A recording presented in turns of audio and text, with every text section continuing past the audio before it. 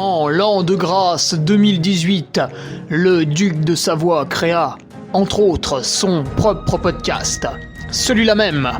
Depuis, il perdure, traversant le temps comme une épée à deux mains traverse les côtes d'un pourceau. Car, fatigué d'entendre la même soupe servie, encore et encore par de vils faquins sur de fades et disgracieuses vidéos YouTube, il dut innover.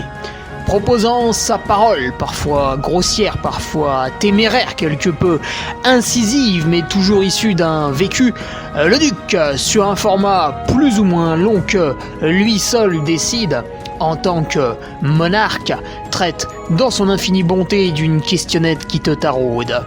Car il est comme ça, notre duc, humaniste, amoureux du vivant, la main sur le cœur, il veille sur son duché. Puisses-tu, ici, passer un bon moment assis en tailleur au coin du feu ou cavalant sur ton fidèle destrier vers de nouvelles aventures. Pose donc cette hallebarde, débarrasse-toi de ton home et nettoie les taches de sang de ce visiteur qui, troublant ta quiétude, s'est vu embrasser le mur afin de savourer pleinement la divine parole. Paix sur terre, mon ami, et allons-y!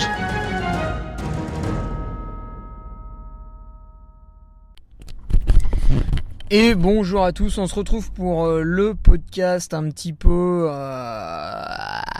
délocalisé, puisque au lieu d'être le mercredi, c'est le jeudi. On fait un petit switch. Faut bien un peu de nouveauté, sinon vous allez vous lasser. Numéro 175 ce podcast, ça commence à faire, On va bientôt arriver aux 4 ans, ce sera en janvier, ça fera 4 ans. Voilà, ça cause, ça pèse. Et pour ce numéro 175, une petite question d'Adrien Pajot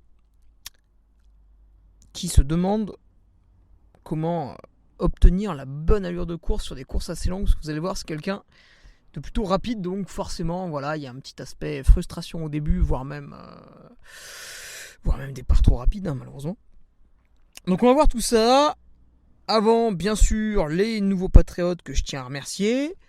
On a dépassé les 400, donc jusqu'où est-ce qu'on va aller? Je ne sais pas, sans doute jusqu'aux étoiles. To the moon, bien sûr. Les nouveaux patriotes: Guillaume Elich, Nicolas Legrand, Joanie Jonde, Arnaud Paillard, Jean-Baptiste Olive, Steph Pi et Nathalie Béjean. Alors, ne soyez pas frustrés de ne pas avoir accès au forum tout de suite. Pour mes nouveaux patriotes, en fait, il est indisponible pour tout le monde, le forum. Puisque comme vous le savez, nous y hébergions de nombreuses images pédophiles et non, je plaisante.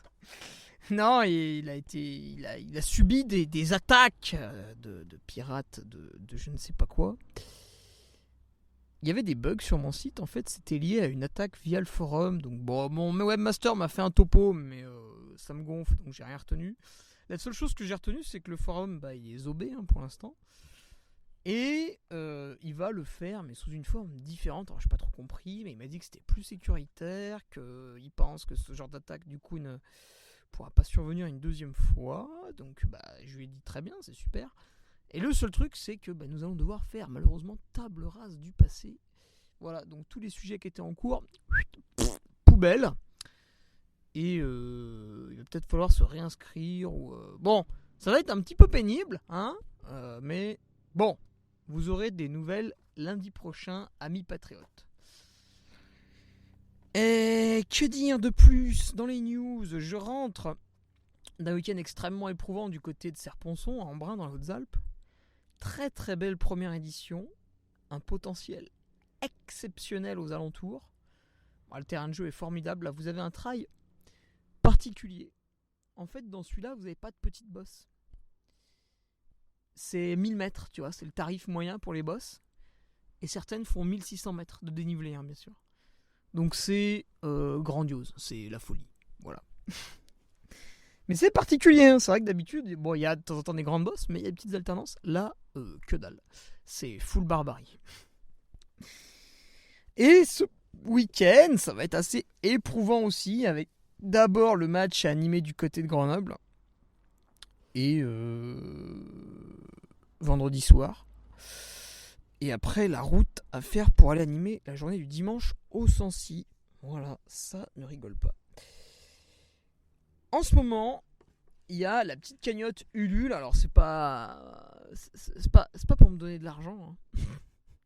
C'est pour obtenir en prévente votre paire de chaussettes que nous avons designé avec la chaussette de France. C'est le modèle Sierra. Et non seulement en prévente, vous bénéficiez d'un petit tarif. Forcément, c'est de la prévente. On récompense ceux qui font confiance dès le début. Au lieu de les payer 19, vous allez les payer 16. Et en plus de ça, bien sûr, il y a la petite personnalisation. Alors, c'est une personnalisation à mon image. Parce que pour personnaliser une paire de chaussettes, vous êtes obligé d'en produire 250. Donc, on n'a pas mis votre prénom à vous. Ce serait totalement inconcevable. Mais voilà, vous avez des chaussettes, un petit peu aux couleurs de la Savoie. Ceux qui n'aiment pas la Savoie, ça marche aussi avec la Suisse, le Danemark, l'Autriche si on pinaille un peu. Et la petite écriture du Carmi qui fait toujours plaisir pour les patriotes. Bien sûr, pour les aspirants, il y aura une tolérance, vous aurez le droit de les porter aussi. Voilà, ça fait plaisir, c'est un joli modèle. Le modèle Sierra, il me plaisait pas trop par le passé. Mais cette année, il a été repensé. Alors déjà, il est un peu moins épais, là, il est tout à fait convenable. Et il est un poil plus haut, donc là, la chaussette vient vraiment un petit peu au-dessus de la malléole. Alors, c'est pas des trucs mi-mollets, hein, comme les cyclistes et tout. Mais franchement, c'est pas mal. J'ai été vraiment satisfait. Enfin, dès que j'ai reçu l'échantillon, j'ai dit banco pour tout faire. Et on était parti.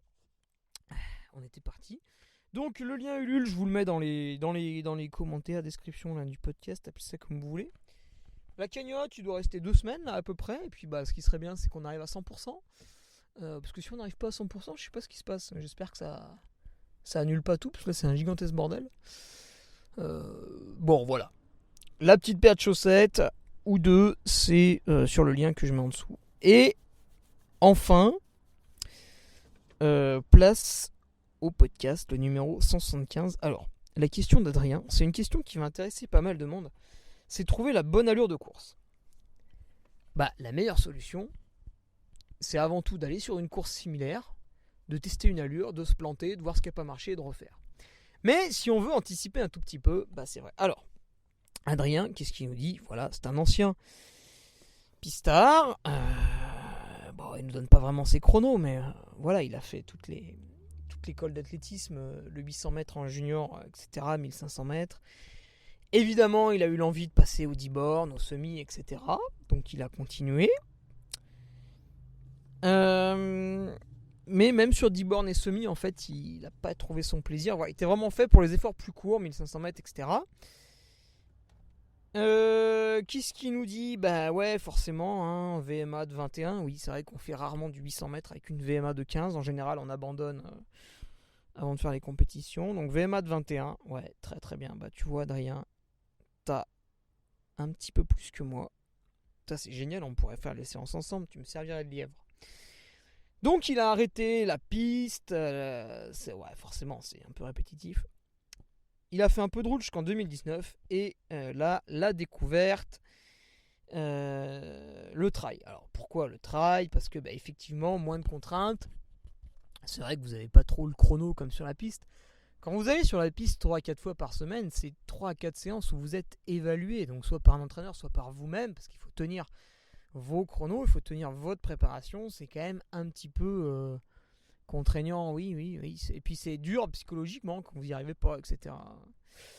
Donc c'est vrai que le trail, c'est quand même différent. Vous allez faire des séances de 2 heures en pleine nature. Vous n'avez pas l'impression d'avoir, entre guillemets, fait réellement du sport, mais vous avez développé plein de qualités, que ce soit la posture, les mollets, le travail de force si vous avez trottiné un peu en côte, le travail de descente quand on court en descente, etc. Si vous avez monté une côte relativement vite, vous avez fait du seuil ou je sais pas quoi. Voilà, vous avez développé plein de choses sans vous en rendre compte en évoluant purement et simplement en nature. Donc Adrien, comme beaucoup, a été tenté par le trail. Alors, t'as beaucoup de gens qui disent ouais, le trail, gna gna gna, ça prend un essor monstrueux. La semaine prochaine, nous reviendrons sur un article pas tout à fait putaclic, mais quand même un petit peu, donc qui nécessite que je me penche un peu dessus. Et je vous le décortiquerai, etc., pour faire tomber un petit peu les masques, pour mettre à nu justement des raccourcis qui sont faits. On a l'impression que Ouais, il y a plein de monde qui fait du trail, mais tu te rends compte, c'est pas bien et tout. Bah si, c'est bien. C'est une pratique relativement saine. Alors vous avez toujours des frappadingues qui font n'importe quoi, mais globalement c'est une pratique plutôt saine. Donc gros podcast à venir la semaine prochaine. Du coup, ouais, Adrien a été tenté par ce kiff hein, que j'ai encore pu constater sur les lignes d'arrivée du côté du Grand Trail de Serponçon. Voilà, les gens ils ont kiffé, ils ont passé un bon moment. Et Adrien, lui, voilà, en déménageant, il arrive dans le Tarn et tout, les chemins là-bas, c'est sympa, c'est vraiment typé Templier, bah oui, tu m'étonnes. Et donc, son rêve un petit peu, ce serait de réaliser une performance au Templier. Alors, bon, pas de le gagner, mais voilà, de se faire plaisir, d'être plutôt dans les premiers, d'avoir une préparation pour les Templiers, une vraie démarche compétitive. Après, le résultat sera le résultat. Moi, je pense qu'avec une VMA de 21 km/h, une fois qu'il aura domestiqué, entre guillemets, un petit peu l'entraînement en chemin, qui est pas facile, hein, qui est quand même spécifique, etc., il va pouvoir se rapprocher des 8 heures de course. J'avais fait 7h40 avec une VMA qui n'était pas extraordinaire, je sortais de la TDS, je pense que c'était largement améliorable, donc je vois pas pourquoi un tel coureur comme nous le décrit, comme se décrit Adrien, ne pourrait pas accéder au chrono des 8 heures. Mais évidemment, pour la première année, ça risque d'être un peu juste. Il y a l'aspect quand même découverte hein, qui amène plus de problèmes que de réussite souvent. Néanmoins, qu'est-ce qu'il nous dit Adrien ?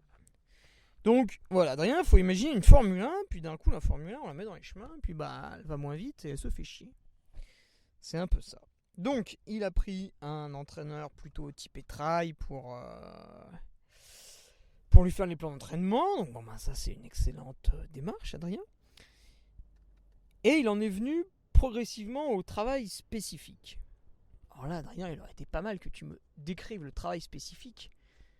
À mon avis, ça doit manquer un peu quand même.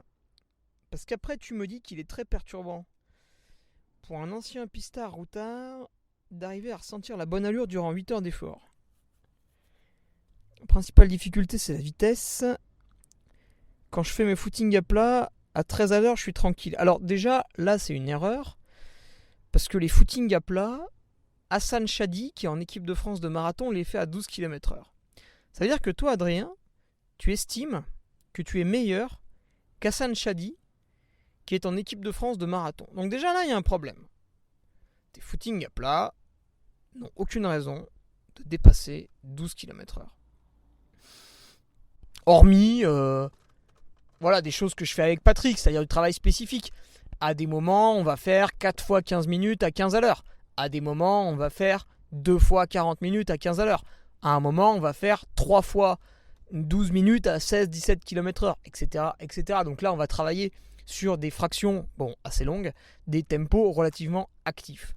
Mais quand je fais un footing tranquille, je regarde même pas, mais je suis entre 10 et 11 km/h. Donc là déjà Adrien, il y a un problème, c'est que tes footings lents, tu les fais pas lentement en fait. Tu vas me dire, ouais mais c'est facile. Bah oui c'est facile, c'est fait exprès. Alors, et donc tu me dis qu'en te retrouvant dans une bosse à 7, 8, 9 km/h, c'est déjà énorme, t'as l'impression d'être scotché. Ouais, mais parce que justement tu fais pas ce travail de pré-fatigue. Je vais revenir là-dessus après. Et je vais avoir tendance à monter trop fort. Bah oui, comme beaucoup. Tu regardes... Après, tu vas forcément monter plus vite au début qu'à la fin, parce qu'il y a quand même un phénomène de fatigue du fait de la durée de l'effort, et voilà, tes tendons sont un peu moins élastiques, etc., etc. Tes muscles un peu plus abîmés, donc oui, tu vas monter moins vite à la fin qu'au début, même si tu réalises une bonne gestion. Mais normalement, le différentiel n'est pas non plus oufissime. Donc... qu'est-ce qu'à mon avis tu ne fais pas ? Eh bien c'est du travail sur fatigue. Alors le problème des Templiers, c'est que c'est une course qui est très très longue, même pour les premiers. Nicolas Martin, Seb Speller, voilà, ils mettent, je sais plus c'est quoi, 6h30, 6h45 ? Le premier va courir les Templiers à 12 de moyenne. Bon, c'est énorme, hein, c'est stratosphérique. Mais en faisant ça, néanmoins, il va passer plus de 6 heures dans les chemins. Quand on passe plus de 6 heures dans les chemins, cardiaquement déjà, on ne peut pas être au seuil. Alors, l'athlète va pouvoir y être de temps en temps, mais pas tout le temps. Voilà, le seuil, c'est un effort qu'on tient à peu près 1 heure, sauf quand on est un énorme mythomane, mais normalement c'est 1 heure. Et encore, ça c'est quand on est très en forme. Donc en fait, l'athlète sur les Templiers va aller titiller son seuil, parfois il va y être pendant un certain temps, et puis il y a des moments où le cardio va redescendre, bon peut-être les descentes, certains plats, etc. Et donc en redescendant, tu vas balayer un petit peu toutes les planches cardiaques. C'est-à-dire une descente très longue et un peu technique dans laquelle tu vas pas trop t'engager, le cardio va beaucoup baisser. Après, si c'est un replat à Saint-André-de-Vésine avec le stress du ravito, le cardio va peut-être pas trop baisser, il va rester dans une espèce de zone moyenne. Donc ce qui est important en entraînement, c'est de tout bosser. C'est pour ça que le trail c'est sympa, c'est parce que c'est intéressant de bosser les vitesses très lentes. Parce que bon, quand même globalement sur 6 heures, voilà, 12 de moyenne, pas 25. Donc c'est intéressant de bosser les vitesses très lentes. Mais il faut aussi faire du tempo un petit peu à 50%, du tempo à 70%, à 90%, enfin du seuil, de la VMA, enfin tout. Il faut développer toutes les qualités. Pour réussir en trail, il faut tout développer. Alors évidemment, vous ne pouvez pas tout développer dans la semaine, parce que vous allez crever, puis déjà vous allez devoir démissionner pour pouvoir le faire. Mais après vous allez crever de fatigue dans un deuxième temps, donc c'est embêtant, si vous mourrez, c'est quand même dommage. Donc, il faut prioriser, voilà, par bloc, par cycle, donc c'est un petit peu ce qu'on explique dans le e-book avec Nicolas Martin, qui justement dans ce e-book propose, vous avez le lien dans la description, ça fait des mois qu'il est à la vente, vous avez un programme pour vous entraîner pour les Templiers. Sur 8 ou 12 semaines, je ne me rappelle plus comment on a fait. Bon bref. Toi Adrien, ce qui va te manquer dans ce programme, puisque c'est un programme, bon voilà, c'est pas, on n'a pas fait un truc pour l'athlète élite, globalement on veut que les gens puissent le lire et se faire une idée.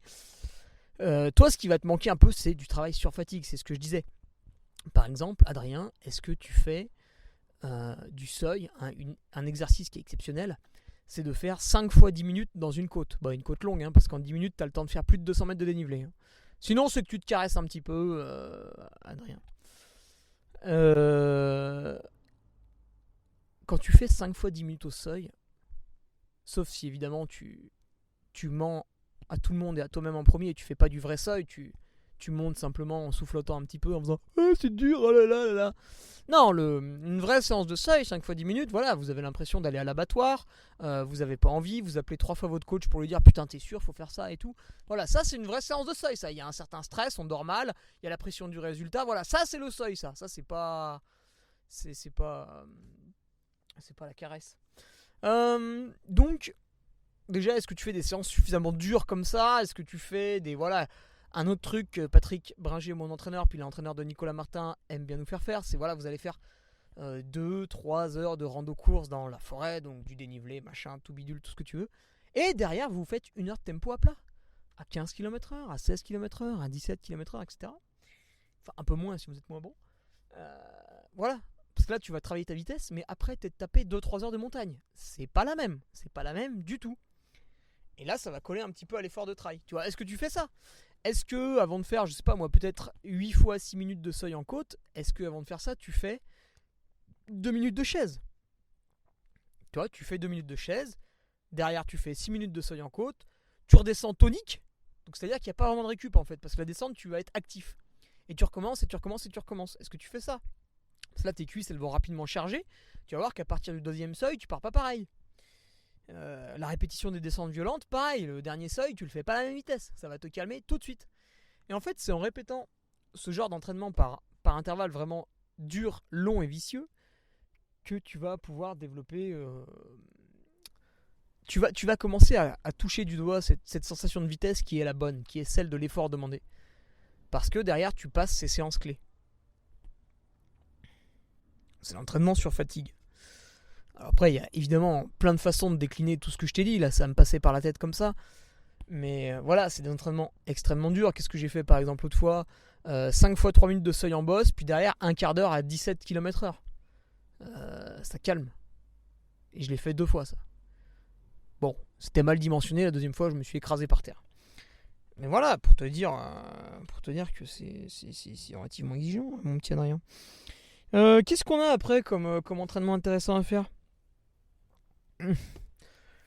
Tous ces trucs-là t'amènent à la compétition. Et le jour de la compétition, donc sur les Templiers, ça va pas être tout à fait valable, mais ce que dit François Den sur l'Ultra, c'est que la première moitié de course, tu te fais chier.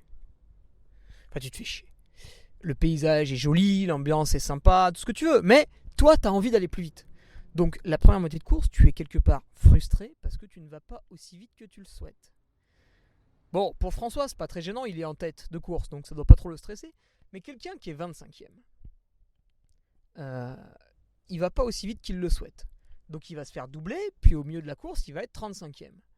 Ça lui met le doute, il se dit ouais mais attends mais là je me marche dessus, les mecs ils font que de me doubler, putain mais je vais finir super loin et tout, faut que j'accélère. Et là c'est l'erreur, il sort de sa zone cible, c'est ce que j'ai fait à l'UTMB et derrière la fin est difficile. Alors que le gars, ce qu'il doit faire, ce que tu devras faire sur les Templiers Adrien, c'est te donner un objectif de course. Alors tu vas te planter sans doute parce que c'est dur à définir, mais voilà, tu vas dire, moi cette année je veux faire 8h, moi cette année je veux faire 8h30, moi cette année je veux faire 9h, patati patata. Pour arriver à réaliser cet objectif, tu vas, une fois que tu as fixé ton temps de course à 9h, tu vas découper le parcours en faisant les intervalles. Voilà, le premier ravito je dois passer en temps de temps, le deuxième ravito en temps de temps, etc., etc., etc. Ce que tu peux faire, c'est regarder les dernières années, les gens qui ont fini dans l'espèce de barrière horaire que tu t'es fixé, en combien de temps ils sont passés au premier ravito, en combien de temps ils sont passés à mi-course, etc.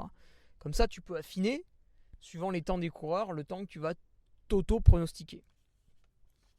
Donc après, tu vas prendre le départ, tu vas partir, tu vas sans doute aller un peu trop vite au début, tu vas passer le premier point de passage, tu vas te dire, mince, j'ai 5 minutes d'avance. Donc il faut que je ralentisse. Et ça, tu vas te le dire, tu vas te le répéter, en te disant, c'est pour plus tard, c'est pour performer sur la fin de parcours, c'est pour au final obtenir la performance que je veux. Donc je me force à ça, je me suis mis une contrainte, je me suis mis un règlement personnel, c'est je passe à telle heure à tel point de ravito, tant que c'est physiquement possible. Donc tu passes le premier ravito, tu es un petit peu en avance, tu te dis bon faut que je ralentisse. Tu ralentis, tu fais ah attends je vais un peu trop vite, je ralentis. Si les gens te doublent, il faut être totalement hermétique à ça. C'est ça le bonheur dans le trail en fait, c'est qu'on n'est pas obligé de suivre l'autre. En cyclisme sur route, c'est différent. Vous ne pouvez pas vous dire ouais le premier col je le monte doucement, je ne suis pas le peloton. Parce que derrière vous êtes lâché, vous n'avez plus le phénomène d'aspiration, vous allez à 2 à l'heure. En trail, c'est pas pareil, il n'y a pas de phénomène d'aspiration. Donc, tu peux, Adrien, très largement te mettre dans ta bulle, c'est-à-dire des coureurs te doublent, bon bah ok, tu doubles des coureurs, ok, mais tu t'en fous. Toi, tu te fixes uniquement tes points de passage au ravitaillement. Et c'est ce que j'ai déjà dimensionné pour l'UTMB 2022. Et oui, mon petit, ça a fumé, tout est écrit sur papier. Donc, tu vas te fixer ces temps de passage et après, bah, à toi de te calmer ou non sur l'obtention d'un autre résultat. Alors après, je finirai ce podcast avec un petit biais psychologique. Tiens, tout ça pour vous dire d'ailleurs que pour les Patriotes, vendredi, retour des articles prépa mental avec justement les différents biais psychologiques qu'on se met. Voilà, donc je vous fais une petite intro ici pour tout le monde. Souvent, le coureur, il a la flemme de faire une vraie séance dure. Les séances que je vous ai décrites avec la chaise, avec le seuil en côte, avec les descentes rapides, avec éventuellement du tempo à plat derrière, c'est des trucs qui vont durer 2-3 heures à des intensités assez élevées, avec des contraintes au niveau du temps, de l'allure, etc. Donc c'est dur, c'est très dur physiquement et psychologiquement. Donc souvent les coureurs, qu'est-ce qu'ils font ? Ils font pas ces séances. Donc ils sont pas très très fatigués. Et du coup ils font des footings à des allures élevées, trop élevées. Bah là c'est un petit peu ce que tu as l'air de faire Adrien. C'est-à-dire que tu ne fais pas suffisamment d'entraînement dur. Parce que je peux te dire que moi, lundi matin, j'ai fait un entraînement qui n'était pas très dur, mais voilà, il y avait 12 fois 45 secondes en côte, et derrière, j'ai fait 3 fois 1000 mètres à plat. Donc, si tu veux, après cet entraînement, j'étais calmé. Le soir, je suis allé faire une petite récup en vélo, je suis pas allé vite. D'accord ? Je me suis pas amusé à regarder ma moyenne. J'ai encore eu un commentaire sur Strava. Ouais, j'aimerais bien faire cette moyenne, même fatigué. Non mais les gars, ne regardez pas votre moyenne, ça veut rien dire. Votre moyenne en vélo, il y a eu du vent, il n'y a pas eu de vent, vous avez fait des bosses longues, vous avez fait des bosses courtes, vous n'avez pas fait de bosses, vous avez roulé en groupe, pas en groupe, ça veut rien dire la moyenne. Ça ne veut rien dire. Donc si vous regardez la moyenne, déjà vous êtes dans une mauvaise démarche au niveau de l'entraînement. Donc tu vois Adrien, peut-être que tu te mets des biais psychologiques dans le sens où tes séances dures, elles sont pas assez dures ou alors tu les abandonnes un peu avant la fin, ou alors tu diminues l'allure demandée, ou alors tu ne te fixes pas une allure suffisamment élevée. Tu te dis ouais non mais j'en suis pas capable, je vais faire ça, ça sera déjà bien. Essaye de les durcir un petit peu et tu verras que les autres jours de la semaine, quand tu as des entraînements entre guillemets cool, ah bah là tu vas être vraiment cool. Parce que limite t'auras même pas envie d'y aller quoi. Donc voilà ce qui manque. Et c'est pour ça que le jour J de la course, tu vas te rappeler tout seul que si tu vas trop vite, tu vas te cramer. En t'habituant justement à l'entraînement avec ces entraînements particulièrement difficiles, que ce soit mentalement ou physiquement. C'est un mélange des deux. C'est aussi pour ça que on va pas en faire tous les jours. Hein, de ces entraînements, c'est réservé à 1 à 2 fois par semaine. Donc écoute, mon petit Adrien, bien sûr, on va pas rentrer plus dans les détails, parce qu'après ça devient trop personnel, etc. On n'est pas là pour ça, on est là pour donner des grandes lignes. Néanmoins, pour ceux qui sont sur Patreon, vous allez retrouver justement ces biais psychologiques bien détaillés par notre préparateur mental. D'ailleurs, je pense qu'on va pas mal parler de mon expérience à l'UTMB, parce que, en fait, en 2018 et 2019, j'ai vécu une fin de course très difficile. C'est-à-dire qu'à partir de Champey, j'avais plus d'énergie. Et donc, que ce soit en montée ou en descente, j'ai été nul et je me suis fait doubler par plein de gens. Cette année, après Champey, malheureusement, dans la bosse, j'ai eu une baisse d'énergie.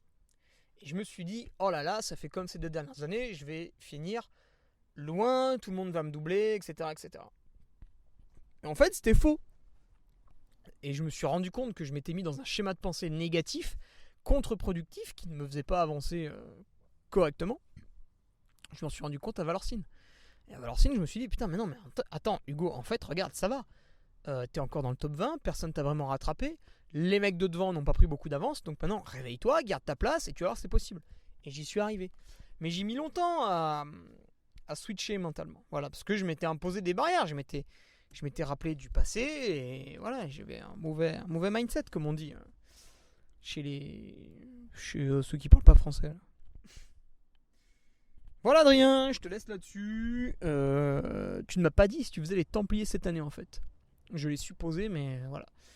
Donc moi j'y serai. Je vais courir l'Endurance Trail pour me détendre, pour passer un agréable vendredi, pour faire le petit footing en descendant de la voiture. 108 km. Et dimanche, je serai frais et dispo pour animer. Peut-être, c'est une éventualité. Le live des Templiers, voilà, apparemment, on va peut-être essayer de proposer c'est pas moi, hein. Ils vont peut-être essayer de proposer un petit quelque chose. Voilà, je vous en parle parce que c'est vous, il n'y a rien de fixé. Mais c'est dans les tuyaux, peut-être on va se faire plaisir le dimanche.